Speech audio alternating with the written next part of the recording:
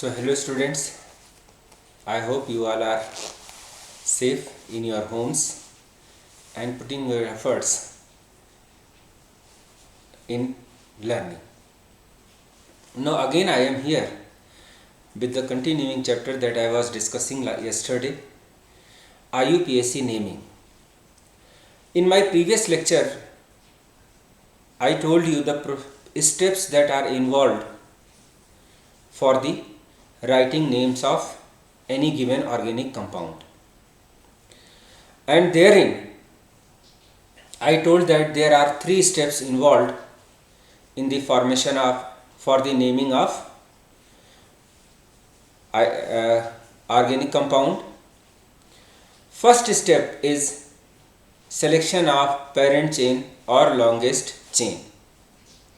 As I told you that IUPAC system is treated as substitutive nomenclature. In this, it is believed that the compound which is under consideration was actually a hydrocarbon, and from that hydrocarbon it has came to its present form by the replacement of one or more hydrogen atoms by any other atom or by any other group. So for the naming with this method, we need to identify that parent hydrocarbon, and to do so we find out the parent chain. Parent chain is the longest and continuous chain of carbon atoms, whether it is a straight chain or it is a zigzag chain. Then I told you that if the compound has got a functional group that also has got a carbon, then carbon of functional group should also be included in the chain and counted for the chain length. So first step for the naming of any organic compound is the selection of parent chain. Then what is the second step? Anyone guess what is the second step? Second step of naming is the numbering of parent chain. Then for the numbering, there could be 3 conditions, and accordingly numbering is done. First condition is that in given compound there is neither a functional group nor a substituent. It only has got the parent chain. No prefix is there, no suffix is there. And in these type of compounds where neither a functional group is present nor a substituent is present, their numbering can be done from either of the side of the chain. Their purpose of numbering is only to count root word. There is another condition wherein there is either a functional group or a substituent. Any one is present. There is either a functional group present or a substituent is present. Now, in this case, numbering is done from that side which gives least number to the substituent or to functional group. And third condition is that compound has got both. It has got a substituent and it also has got a functional group. So if compound has got both, a functional group is also present and a substituent is also present, then position of substituent is ignored and numbering is done from the side which gives least number to the functional group. So these are the steps, or these are the precautions that we should take. These are the rules which should be followed while numbering the compound. Now we come to the third and last step of naming of IUPAC naming, that is naming of the compound. So for the naming of compound, 2-3 rules are followed. So we come to the naming of the compound. For naming of compound, all the components of an IUPAC name should be written in this sequence. First we write L, a hyphen, prefix, then root word, then suffix 1 and suffix 2.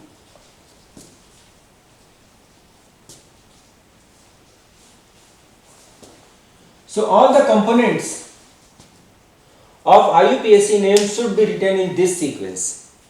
First we write prefix, that is if any substituent is present, then its name is written first.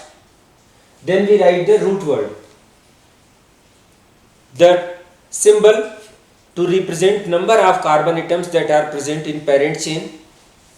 Afterwards we write suffix 1, that is we represent the nature of chain. If it is a saturated chain, then we write N. If it contains a double bond, then we write in. And if it contains a triple bond, then we write ein. And in the last we write the suffix 2, that is functional group. Now as I told you that prefix and suffix, they are auxiliary in the name. They may be present, they may not be present. But root word and suffix 1 are compulsory components, are essential components. They must be present in the compound, and all the components must be written in this order only. If any of the component is not present, then it is omitted. Say for example, compound doesn't have a prefix, it doesn't have a substituent. Then we start naming with root word, then we write suffix 1, then we write suffix 2. Say for example, a compound doesn't have a functional group, so this suffix 2 component is not present, so we will start naming with the prefix, then we write root word, then we write suffix 1. And if both are not present, if neither a substituent is present nor a functional group is present, then we restart with the root word and end up with the suffix 1. This is first rule, that all the components of the given compound must be written in this order, and component which is not present is not written. First thing. Secondly, position of respective components are written in Arabic numerals just before their name. Means what? Position of substituent is written just before to the name. Position of suffix 1 is written just before its name, and position of substituent suffix 2, that is functional group, is also mentioned in Arabic numerals just before their names. Now if suffix 1 is in, then its position is not required, it is not written. But if it is in or it is ein, then its position is written. Now a double bond must be present between two carbon atoms. A triple bond is formed between two carbon atoms, and out of their positions, a smaller number is treated as the position of double bond or triple bond. Say for example, a compound has got a double bond between its third and fourth carbon atom. Then 3 is the position of that double bond. If a triple bond is present between second and third carbon, then position of triple bond is 2. Multiple bond is present between two carbons, and out of these two carbons, lower numbered carbon is the position which represents the position of double bond or triple bond. So this is the second rule for naming of the compound, that position of each component of name is written just before its position, its name, in Arabic numerals. Arabic numerals means 1, 2, 3, 4, 5. You know, in Roman numerals, you know, it is written 1, 2, 3, 4 in a different way. But in Arabic numerals, we use these numbers 1, 2, 3, 4, 5 like this. Then we come to the third rule. If suffix 2 starts with a vowel, then E, letter E present in suffix 1 is not written.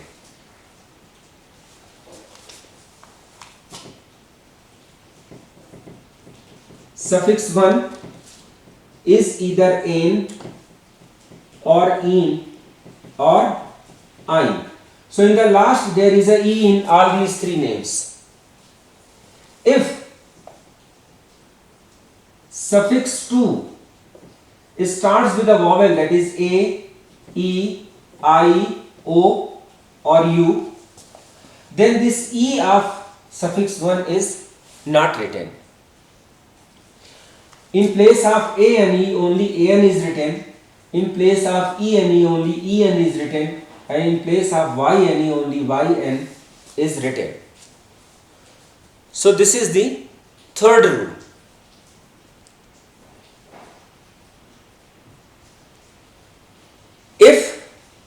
Then fourth rule. If more than one similar type of substituents are present, then their number is indicated by prefixing di, tri, tetra, etc. Even it is connected to the same carbon atom, their position is mentioned twice. Say for example, a methyl group is attached, two methyl groups are attached to the second carbon. So we write 2, 2. And not only methyl, we write dimethyl. And if more than one type of substituents are present, then their names are arranged in alphabetical order irrespective of their positions. So if more than one type of substituents are present, then their names are written in alphabetical order. So these are the some rules that must be followed for writing the name of organic compound. First, let me summarize the rules for naming of the compound.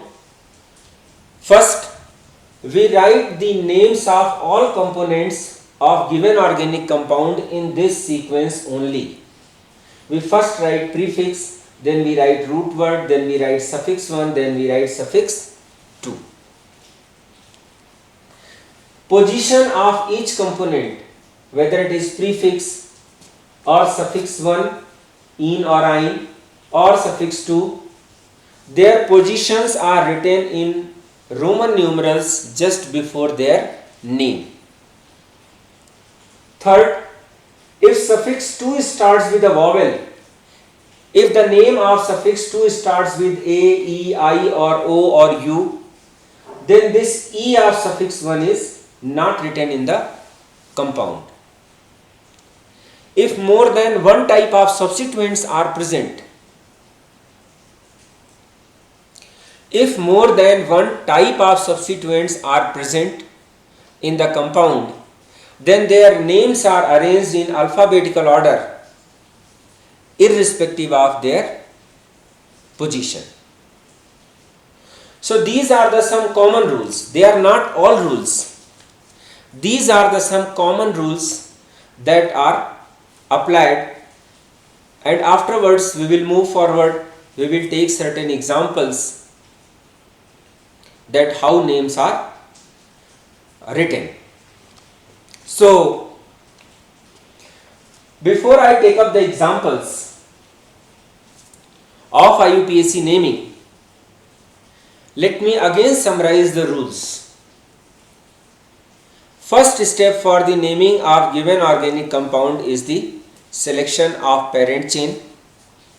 Then second step is the numbering of that chain, and third step is the naming of compound, and fourth and unsaid rule is that all these three rules must be applied in this order only.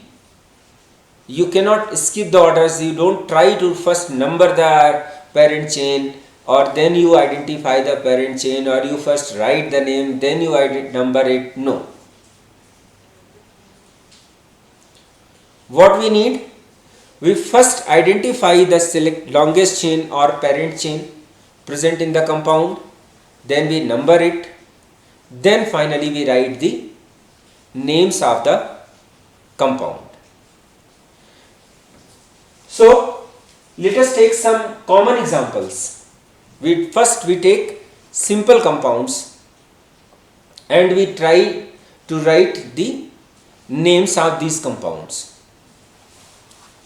so that application of these rules which I told you is understood.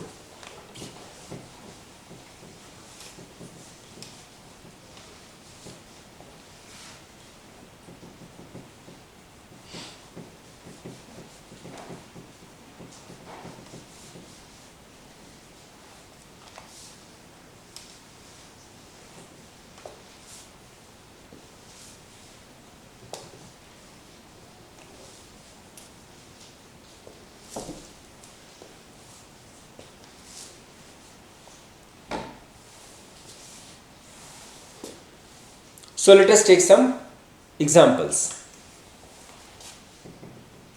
Let us take CH3, CH2, CH2, CH3.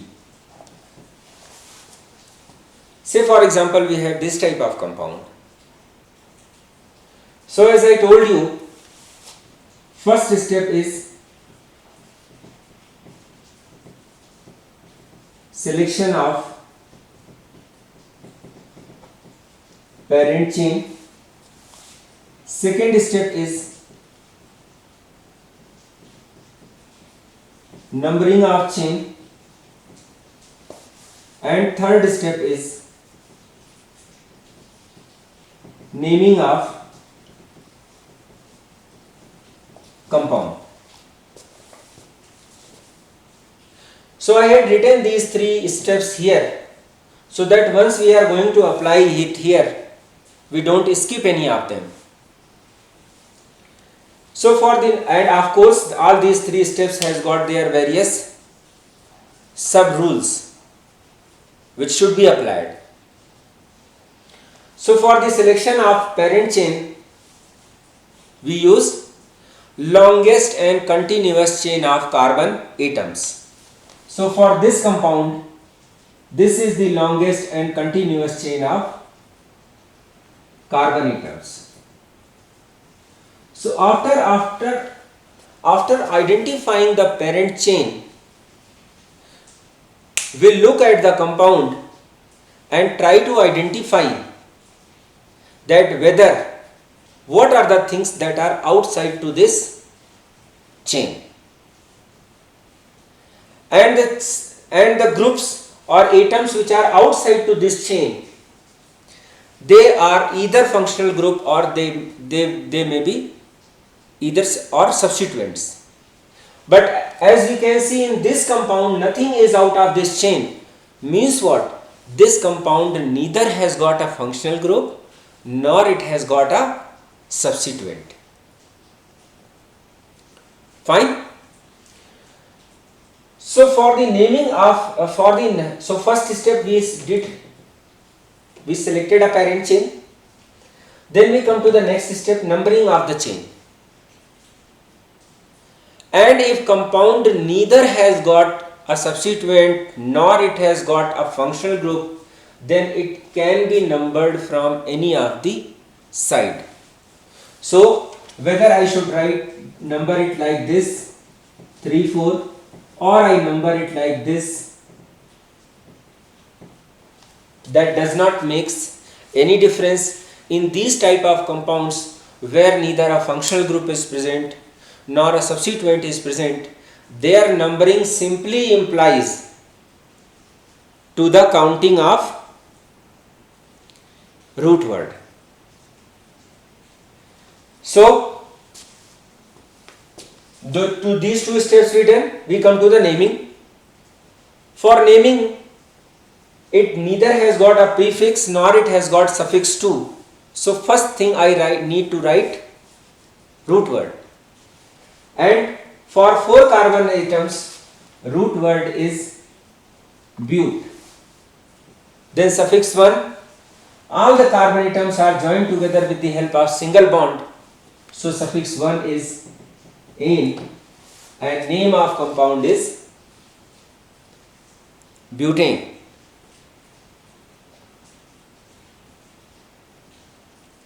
Now we take another compound, CH3, CH, Br, CH2, CH2, CH3. So for example, we have got this compound. Again, we will go by these steps. This is the longest chain. This is longest chain. But as soon as I identified the longest chain, I realized that there is a group which is present outside to this chain, and this is a substituent. This is a substituent. So if compound contains a substituent or a functional group, then it must be numbered from that side which gives least number to it. So if I number it from left to right,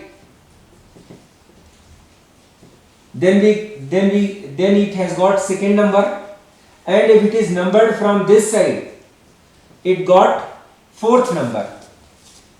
So numbering is done from the side which gives least number to it, and that is how this numbering is correct. It gives second position, position 2, and this numbering is wrong because it gives 4. So selection of parent chain is done, numbering is done. Now we need to name the compound. Now here this substituent is present, so its name should be written first.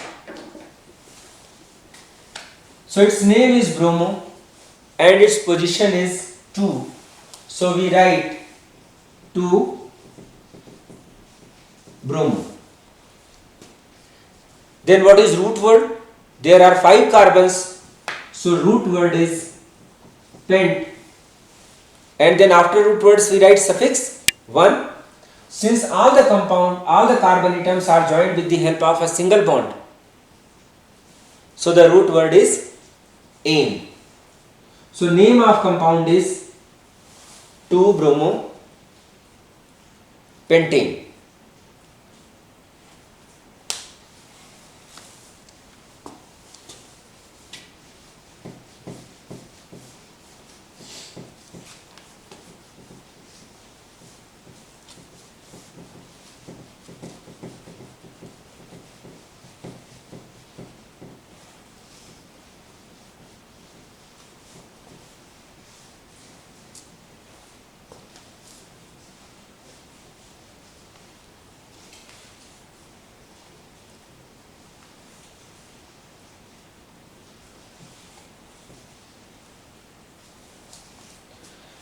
Now let us take one more example. We have CH3 CH double bond CH CH3. Say for example this type of compound is present. So we select the longest chain,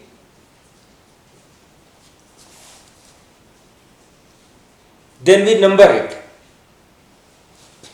So once this longest chain is selected, nothing is out of this chain.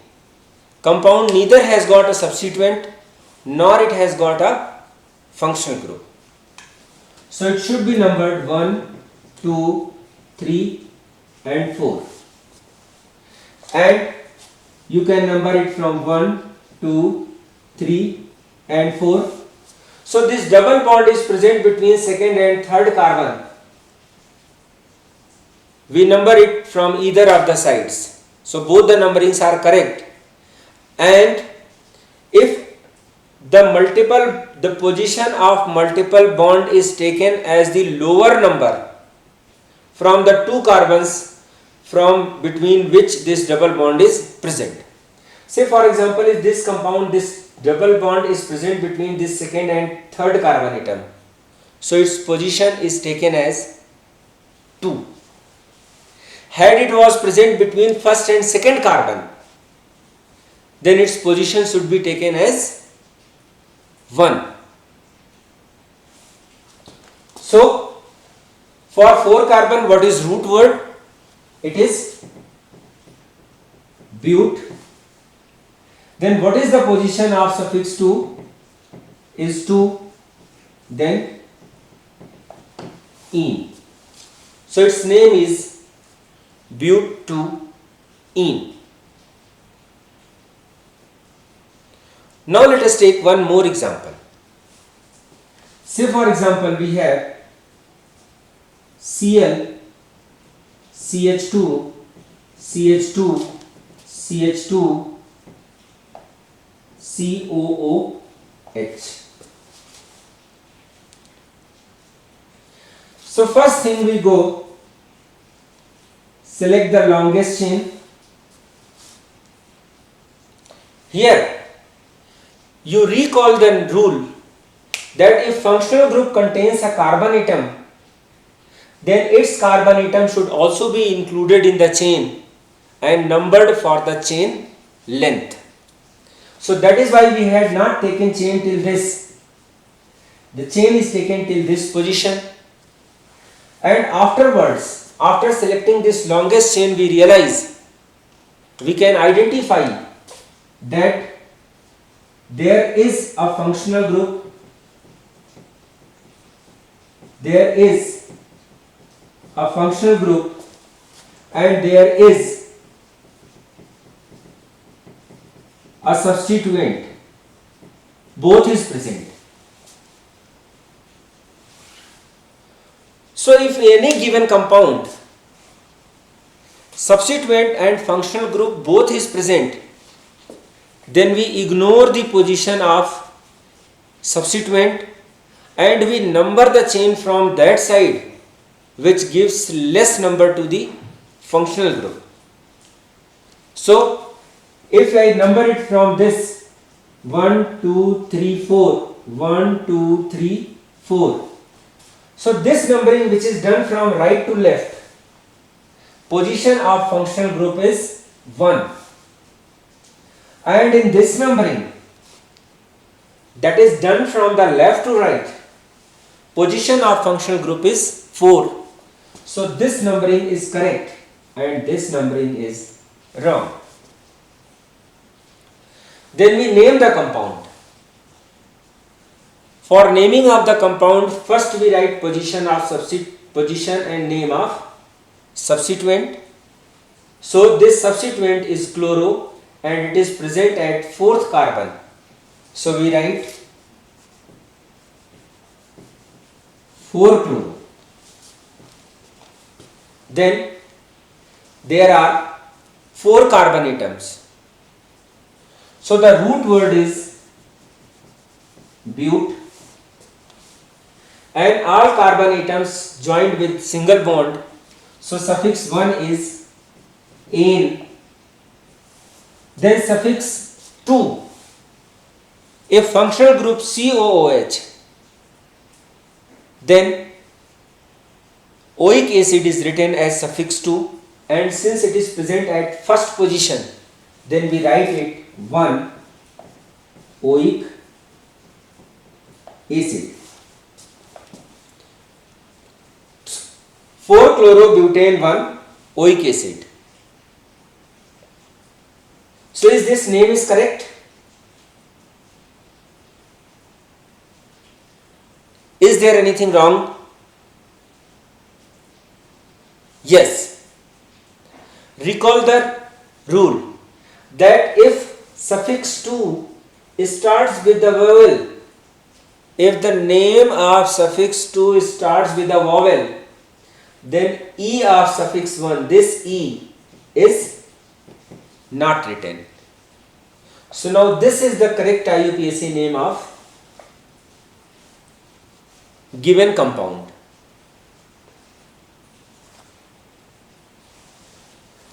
So I am quite sure that with this discussion you are able to understand steps that are involved for the naming of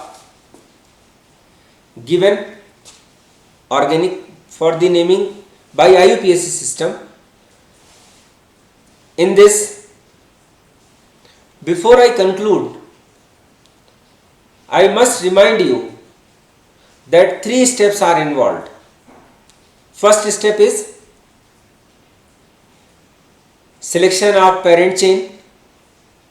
Second step is, first step is selection of parent chain. Second step is the numbering of parent chain, and third step is naming of the compound. And by applying these rules in this sequence, you can name given compound. And herein I had taken some of the common examples, some of the very simple examples. But as I told you that there is large variety of organic compounds, and there are large number of functionalities present. So at least I will take up all those functionalities that you are going to encounter in your class 11th and class 12th separately. Say for example, in our class 11th course, we have got hydrocarbons, alkanes, alkenes, alkynes, as well as aromatic hydrocarbons that are collectively called arenes. But in our class 12th course, we have got haloalkanes, haloarenes, alcohol, phenol, ether, carboxylic acid, aldehydes, ketones, amines, etc. So I should take up all these functionalities separately. What are the rules applied to them? Basic rules remain same. Now additional rules are only cherry to the cake, but they must also be learned. So I will continue this discussion in my next video. Till then, I suggest you to stay home, stay safe, keep on posting your queries in the comment section of your classroom. Bye.